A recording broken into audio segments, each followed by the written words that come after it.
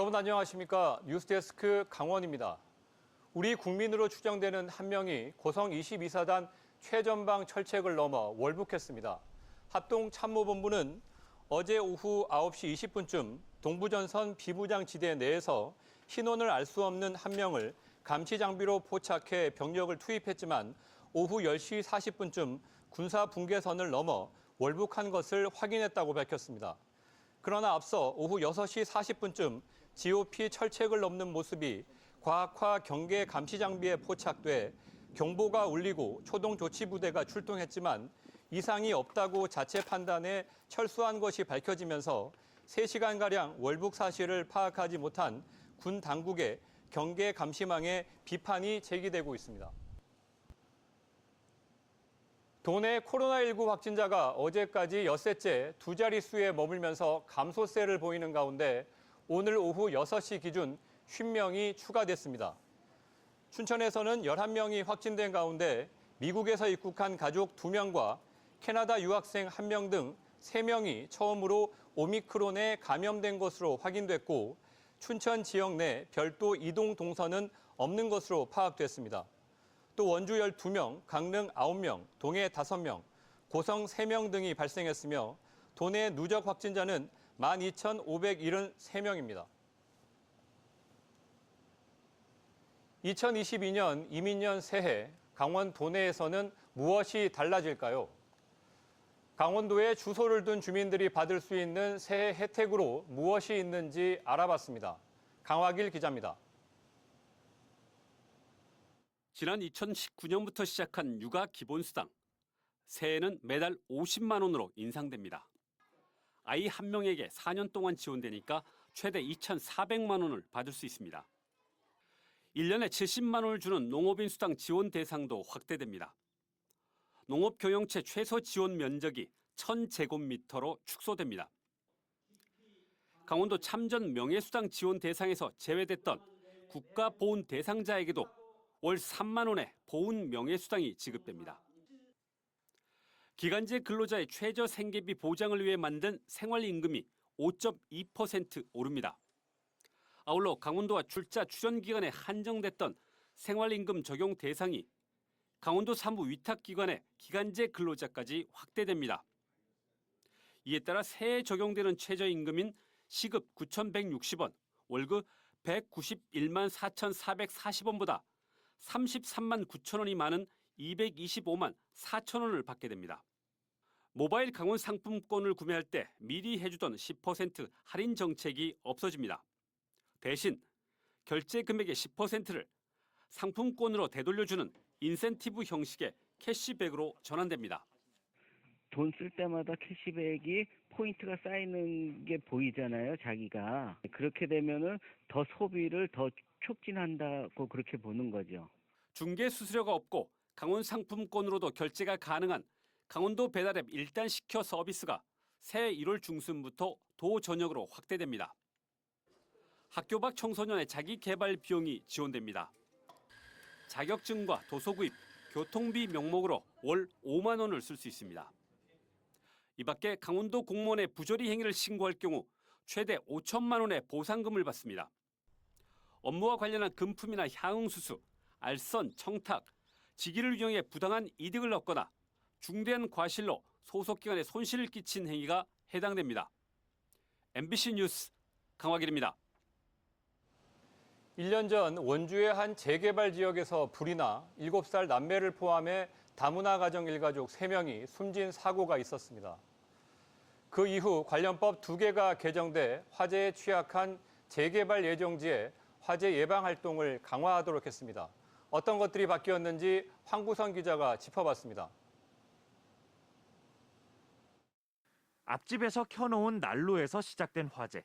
뒷집에 있던 7살과 9살 남매와 70대 외할머니까지 애꿎은 3명의 목숨을 앗아갔고 주택 4채가 불에 탔습니다. 화재 당시 소방차는 좁은 골목길을 드나들지 못했고 인근 소화전은 핸들이 강하게 잠겨 불을 끄려는 주민들이 사용하지 못했습니다. 화재 후 1년 가까이 지난 지금 현장은 고스란히 남아있고 주변 주민들 대부분은 다른 지역으로 이주했습니다.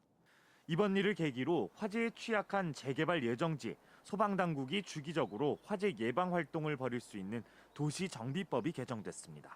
근데 저번에 이제 화재가 한 번 나와서 그런지 법이 조금 더 추가가 돼서 그 원주 소방서에도 축조 공문을 보냈고 이후 소방대원들이 주변 화재 예방 순찰을 돌기 시작했고 문제가 됐던 소화전 핸들은 보다 이용하기 쉽게 바뀌었습니다. 그전에는 그렇게 안 했는데 이 불 나고 나서는 저 점검하시고 돌고 그래서 하시고. 정책이 바뀐 건 또 있습니다. 재개발 등 도시 정비구역도 전통시장이나 공장 밀집지와 같이 화재 경계지구로 정해 소방특별조사나 안전점검을 의무화하는 소방기본법 개정안이 최근 국회를 통과했습니다. 하지만 원주 지역 4개 재개발 지역을 포함해 강원도 내 13개 재개발 재건축 지역은 이미 주민들이 이주했다는 이유 등을 들어 화재 경계지구로 지정되지 않았습니다. 조속하게 화재 경계구역으로 지정을 하고 소방을 위해서 필요한 시설을 설치하거나 요구할 수 있도록 했으니까 현장 점검을 하셔서 한편 불을 낸 60대에게는 1심에서 중실화 혐의로 법정 최고형인 금고 3년이 선고됐고 항소심에서도 검찰이 금고 5년을 구형한 가운데 이달 선고를 앞두고 있습니다. MBC 뉴스 황구선입니다. 강원도가 내일부터 코로나19 백신 접종 유효기간이 도입된다며 주의를 당부했습니다. 강원도는 지난해 7월 6일 이전에 2차 접종을 한 경우라면 180일이 지나는 3일 0시를 기해 접종 증명서를 사용할 수 없게 된다고 밝혔습니다. 이에 따라 9일까지 일주일의 계도 기간이 부여되지만 3차 접종을 통해서 증명서를 갱신해야 백신 패스 시설을 이용할 수 있다며 추가 접종을 권고했습니다. 강릉시가 여러 논란에도 불구하고 올해부터 택시 브랜드 통합콜 서비스를 본격 추진합니다. 강릉시는 지난해 11월부터 시범 운영을 거친 지역 택시 통합콜 설렘콜에 대해 이달부터 시스템 구축을 위한 보조금을 지급할 계획이라고 밝혔습니다.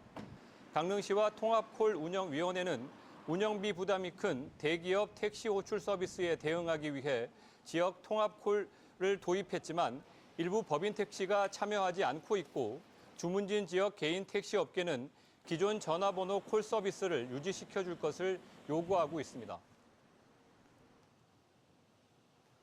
어젯밤 강릉선 KTX 열차가 고장으로 멈춰서면서 승객들이 다른 열차로 옮겨 타는 등 불편을 겪었습니다. 한국철도공사에 따르면 어제 오후 9시 20분쯤 청량리역을 출발해 동해역으로 가던 KTX 열차가 기관차 고장으로 횡성역과 둔내역 사이에 멈춰 섰습니다. 코레일은 고장난 열차를 둔내역으로 견인한 뒤 예비 편성한 열차로 승객들을 환승 조치했고 열차는 예정 시간보다 1시간 31분 늦게 종착역인 동해역에 도착했습니다.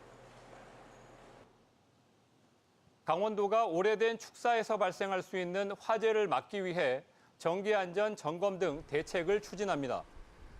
강원도에 따르면 지난 10년 동안 도내 358건의 축사 화재로 159억 원의 재산 피해가 났고 전선의 노후와 미확인 단락 등 정기 문제로 인한 화재가 45%에 달했습니다. 이에 따라 정기안전 점검에 필요한 노후 축산 농가를 찾아 점검하고 축사를 새로 지을 때 규격 제품을 사용하도록 지도할 계획입니다.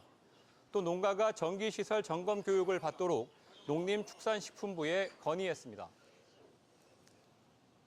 지난해 도내 수산물 어획량이 소폭 늘었지만 어획고는 줄어든 것으로 나타났습니다.